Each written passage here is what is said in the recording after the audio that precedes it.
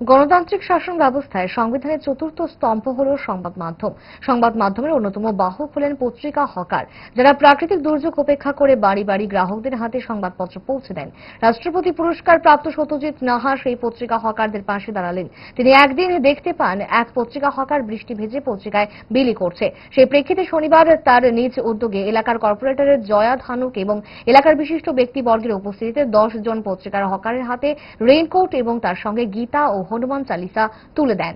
এলাকার কর্পোরেটর জয়া ধানুক সমাজের সকল অংশের মানুষের কাছে আহ্বান রাখেন আর্থিকভাবে দুর্বল গরিব মানুষের সাহায্যের হাত বাড়িয়ে দেওয়ার জন্য। তো আমরা ম্যাডামকে বলবো আসুন, আমরা সনাতনী লোক হিসেবে আমরা এগুলি সনাতন ধর্মটাকে আমরা প্রচার করতে চাই, তো আসন গ্রহণ করতে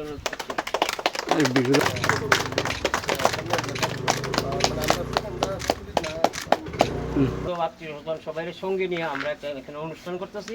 এই অনুষ্ঠানটা হলো কি, তো দাদার যে মানবিকতা, যে ভালোবাসা আজকে উনি প্রকাশ করেছেন, ওনাদেরকে আজকে উনি রেইনকোট এবং হনুমান চালিসা এবং এই যে গীতা আজকে যে দিয়েছেন, আমি দাদাকে অসংখ্য ধন্যবাদ জানাই এবং আমি সকলকে বলবো এইভাবে এগিয়ে আসতে এবং মানুষের জন্য সহযোগিতা করার জন্য প্রত্যেককেই বলবো এবং দাদাকে অসংখ্য অসংখ্য ধন্যবাদ। ওদের কথা চিন্তা করে ওদেরকে যে রেইনকোট দিয়েছেন, ওনারা বৃষ্টি ভিজে যে কাজ করেন, সত্যি ওনার কাজ, ওনারা সকালে পেপার দেন, আমরা সারা ভারতবর্ষে সারা ত্রিপুরার খবর ওনার থেকে আমরা পাই।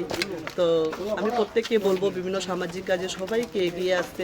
এবং সাইকেল নিয়ে তো ছাতা নিয়েও পত্রিকা দেওয়া যায় না, তো উনি বুঝিয়ে দিচ্ছেন। তো আমি ওই দিনই চিন্তা করলাম যে না, তাদের জন্য কিছু করব।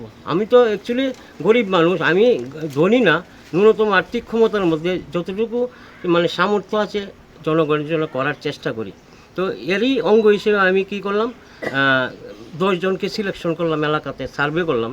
ভোরবেলা আমি মর্নিং ওয়াক করতে করতে সব হকারদের সঙ্গে কথা বলে 10 জনের নাম সিলেক্ট করে তারপর আমি চিন্তা করলাম এই 10 জনকে আমরা রেইনকোট দেব।